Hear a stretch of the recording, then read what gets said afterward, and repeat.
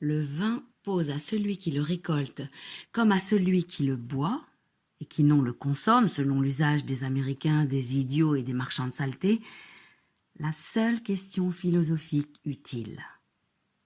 À quoi sert-il donc? Réponse: à rien.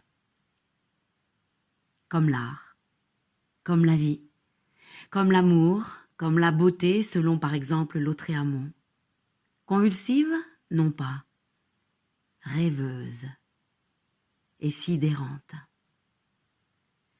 La beauté réfugiée dans la cave, la beauté parée, masquée de ses ténèbres protectrices. La cave. Je ne suis que le locataire de la maison sous laquelle se creuse et s'étend la cave. Je n'ai jamais été propriétaire de quoi que ce soit, sinon de quelques châteaux en Espagne.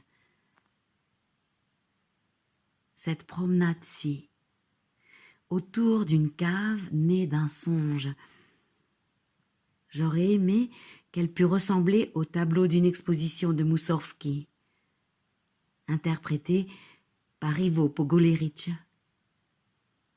Cette lenteur indécise, ces contrastes éloignés de toute enflure, cette retenue au bord du silence, et ces martèlements sourds aux échos si profonds et si lointains qu'ils semblent émaner de la texture même de la nuit. Serait-il possible d'aller avec plus de lenteur encore? Ce ne serait plus de la musique, mais du silence. Une succession de silences habités comme on rêve que soit la littérature et la rencontre avec un vin sans égal, et si confidentiel qu'il semble n'avoir mûri que pour se dévoiler hors du temps. Le vin, la littérature, la peinture, la musique, la philosophie même ne sont pas des ornements de la vie. Ils sont la vie même, qui n'est tissée que de confidences.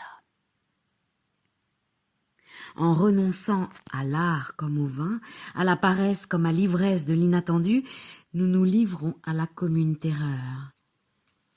Nous nous faisons les complices de ces tueurs d'humanité que sont les fous messianiques, les hommes d'État vergogneux, les sbires des sectes nazies. Raymond Dumay, sans aucun doute le plus visionnaire des écrivains, aux yeux de qui le vin, loin d'être une marchandise, demeure l'ultime garant de la civilisation, affirmait que si le vin chute, l'art n'est plus qu'un infirme. Jean-Claude Pirotte, expédition nocturne autour de ma cave.